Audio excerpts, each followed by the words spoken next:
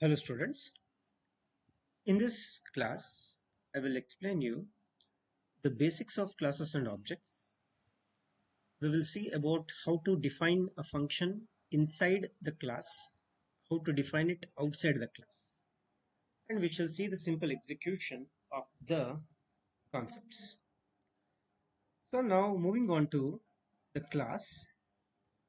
Now here I have tried to explain you the concept of class using the car object. Now the name of the class is car. So the class is the keyword and the name of the class is car. And the description of the class starts with the open brace. Now the section of the class in which you have not specified any access specifiers. So what are access specifiers? So access specifiers are mainly private, public and protected. Now private, public, protected clearly specify about the visibility of the members of the class within the program.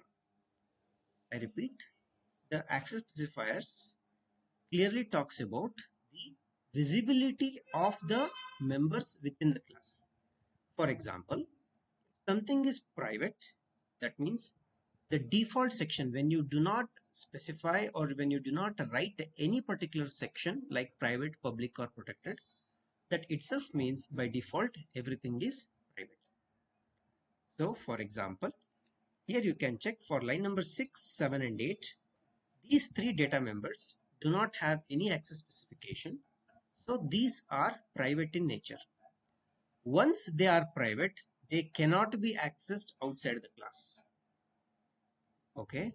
Once any member is private, you cannot access outside the class. But the member functions of the same class can access those data members.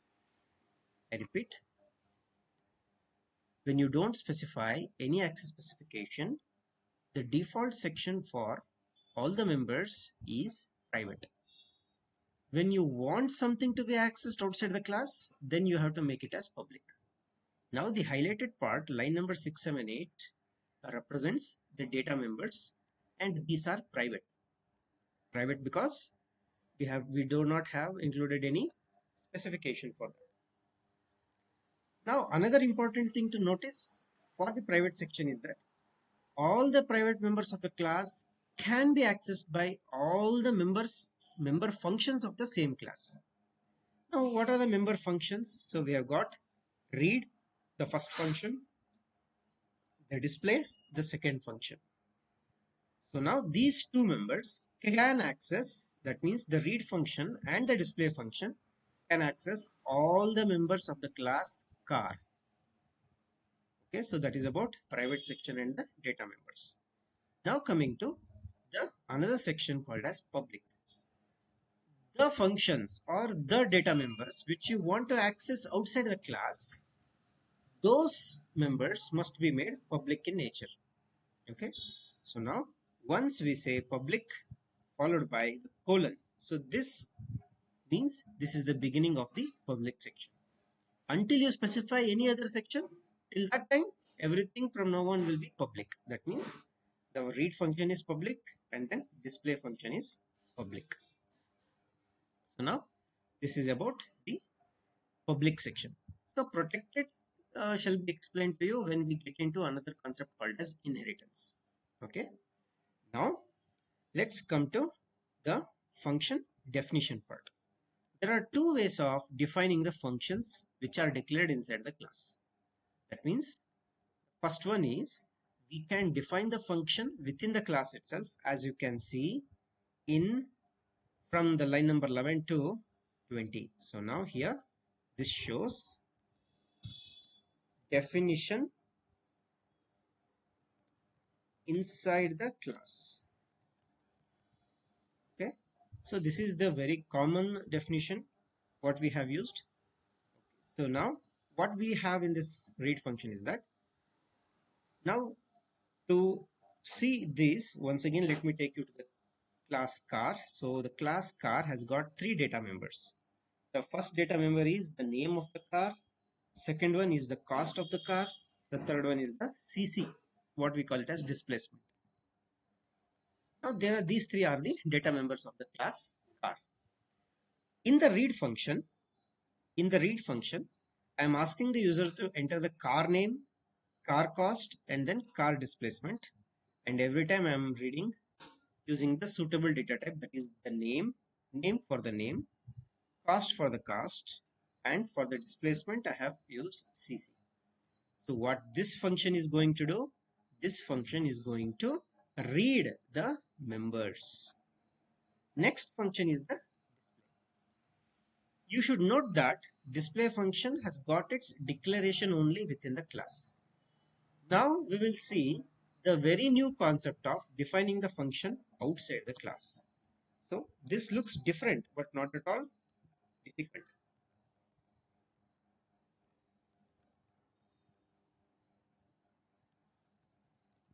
Function definition outside the class. So now we have to carefully use this particular operator called as scope resolution operator, SRO, resolution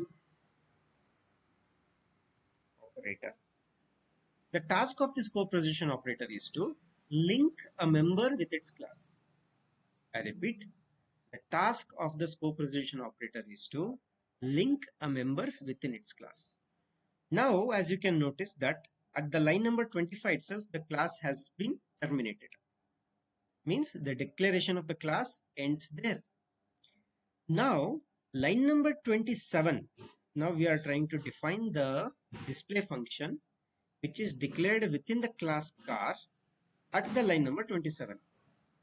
Now, I have to clearly specify that the display function which belongs to car is being defined here. So I'll repeat. So what do we have now? So void is the return type. We know that every function has to be supported with its return type. This is how I have declared here in line number 23. Line number 23 within the class says that display is a function which returns no value. Now the same thing is to be followed here. So now display. Why display? Display is the function which I want to define now. Display function which belongs to car is defined here. And now after its execution, it does not return any value. So this is how you are going to define outside the class. First you are going to write the return type. Next you are going to write the class name.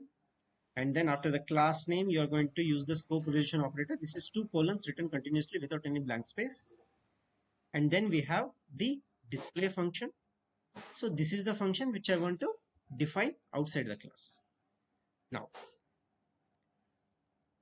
within the class, we have defined the function which reads the data. What is that? Name, cost, and CC of the car. Now the same information is being displayed here. In read, the data is read. In display, the data is displayed. Okay. So now line number 34 marks the end of the function. Okay, line number 25 marks the end of the class. End of the class. Now coming to main function. So in Visual Studio, the main function needs to return an integer value. So that's why I have included int main. Next followed by, we have got two objects for class car. So I have already repeated this in the previous classes. When we say int a, it means a is a variable of type int.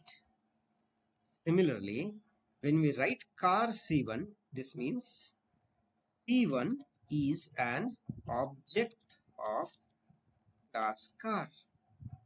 C1 is an object of class car. Similarly, when we do car C2, then it means C2 is an object of class car.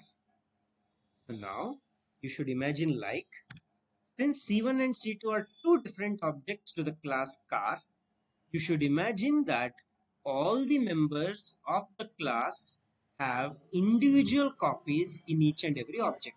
That means name, cost, and CC of C1 is different, and similarly name, cost, and CC of C2 is different. C1 has got its name, cost, and CC separately. C2 has got its own name, cost, and CC separately. Even if you have declared C1, C2, C3 up to C10, then you should imagine like there are 10 physical cars in front of you. So I will imagine now there are two objects, C1 and C2. So that means I should imagine right in front of me two different objects, two different cars. One is, let me take the example of Honda City. Another one, let me take the example of Maruti Suzuki Dzire. So C1 is Honda City, C2 is your Dzire car. Now that means that C1 car has got its own name, cost, and displacement. Honda City is the name, and then what is the cost? Maybe 14 lakhs, and what's the displacement? Maybe 2000 cc. Another car, what do I have in front of me is Dzire. What is the name? Dzire. What is the cost? 12 lakhs. What is the displacement? 1500. So like this, whenever you come across different objects, you should imagine, you should go to the class first. Now if I have C1, C2 for the class car, then I should go to class car and see what are the members. So now each of the members are going to have individual copies of these members. Only the function space is common. That thing, well, we will see in future classes. At this point of time, you should think like there are two cars in front of you because I have C1 and C2. Two cars are having two different the description. Name is city, cost is 14 lakhs, and then the CC is 2000 cc. Another car is Dzire, and then the cost is 12 lakhs, and then the displacement is, let's say, 1500 cc. Now in the line number 44, the C1 is used to call read function. So how do I call this read function? C1 dot read means with C1 objects and with the C1 members call read function. I repeat, C1 dot read means with C1's name, C1's displacement, C1's cost, you need to call read function. Okay, so now I am going to read function now. So now which object, with which object has it been called now? C1. So C1 has got its own name, its own cost, its own CC. Now we are inside the read function. Now we are going to display the message, enter car name. Now user is going to enter the name, that is C1's name. Here I will not write C1.name within C1, C1.name, that won't be written here, because when the function is called with respective object, it itself means that the object's members are modified here. C1's name is modified, C1's, what is the next thing?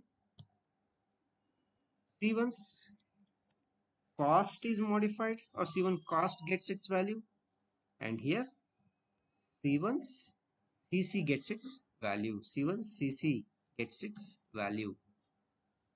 It depends upon who is calling the function, either C1 or C2. If C1 is calling, C1's members get the data. If C2 is calling, C2's members get the data. Similar thing with when you are going to display. Okay, now let's see. Now we have read all the data of C1. Now let's come to C2. C2 dot read. So what is C2 now? C2 is once again an object of the class car. That means C2 is having its own name, cost and CC. Now C2 dot read is called. So now once again we have to go to C2 dot read. Now this is the second time read function is called with different object, that is C2. Now C out enter car name is displayed. C in name, this refers to C2's name now. Next, enter car cost. Now you are going to enter some minimum minor value 20,000. Who gets this value? C2's cost. C2's cost is 20,000 now. Similarly, now we have enter car displacement as the third message.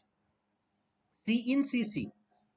C in CC we have done, C in cost we have done, C in name we have done. But what we have to keep in mind? We have to keep in mind which is the object which is used to call the function. So now this is C2's CC. So maybe the C2's CC may be some 1200. So this is how you are going to understand this particular concept.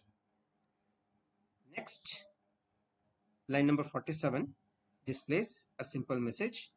First car details are. So now we have finished with entering the values for C1 and C2. Now we are going to display the same information. Now we have second member function, that is display. Even though it is defined outside the class, it is still the member of the class because it is declared inside the class. Definition might be inside or outside, that won't matter. But you have, in order to be a member of the class, its declaration should be inside the class. Now display is the second member function of the class car. So now here the class car has got these two objects C1 and C2, and we have already read the values within C1 and C2. Now we are going to display the same. Now C1 dot display. Now we are going to jump to the location where display is defined. So here we have display. Now with which object have we called display? In line number 48, it is C1 dot display. Since it is C1 dot display, here when you display name, C1's name is displayed. So now let's go through one by one. C out endl. So we have new line. It says car name is followed by name. What is the first name? So let's say our first name is Honda. So this Honda is already stored in C1's name. That's why we are going to clearly get the value Honda. Next display. Next line to be displayed. Cost of the car is. Let's say cost of the car is somewhere around 20,000. Okay. Now, whose object? Once again, C1's object. We are still within the same function, right? So C1's cost is displayed, which is 20,000. And then C1's displacement. So now let's say 1500 is displayed. Now we are done with the what is this? Displaying the details of car 1. Similarly, we will come to car 2 display. C2 dot display. What is C2? Object to the class. What is display? Member function of the same class car. So when C2 dot display happens, you are going to jump to the location where you have defined the display function. This time you have called with C2. First time it was called with C1. Now it is called with C2. Now since you are calling with C2, now once again C out car name is displayed in the output screen. Let the car name be, so now let's say Maruti. Maruti is displayed. Next line, cost of the car is, let's say the cost of the car is 15,000. Next, displacement of the car, let's say the displacement of the car is 1200. So in this way, there will never ever be conflict if you use the right objects and logically correct functions with them. So now let's look at the output ones.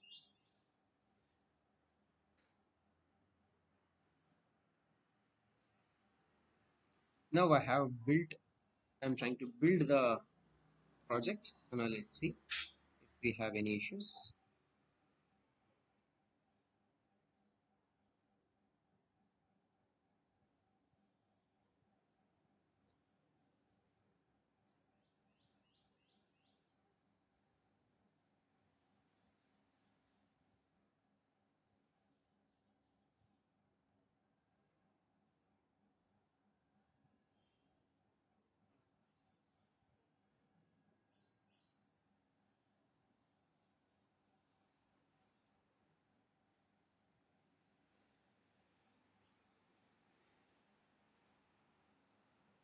I think I didn't compile it. That's why it's taking a long. Okay, let's check again. Let me cancel this one. Okay, fine. So let's compile this first. I forgot to compile. Control Shift V. Control Shift V. So now the build is succeeded. Okay, let's do some modification. Let's save. Control Shift V. Build is started. Okay, so no issues with the car. Now let's try to debug.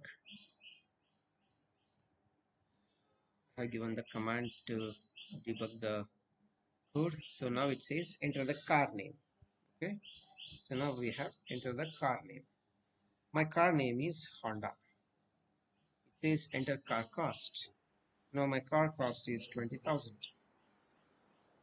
CC is 2000. Now it's once again asking me the second car details. So now name of the second car is Maruti. The cost is 15,000. The displacement is, let's say, 1000. Okay, so we have read the values, and then using display function we have tried to display the values. So if we notice, Honda 20,000, 2000 is the details of first car. So and first car details are car name is Honda, cost of the car is 20,000, displacement of the car is 2000. Second car details, it is Maruti and it is 15,000. The cost of the car is 15,000, and then the displacement of the car is let's say 1000. So my dear student friends, this is how uh, you are expected to understand the basics of the defining functions inside the class, outside the class, how to deal with the members of the class, what happens when we have multiple objects. So like this, you are expected to create your own programs, and I'll be very happy to help if you have any doubts in that.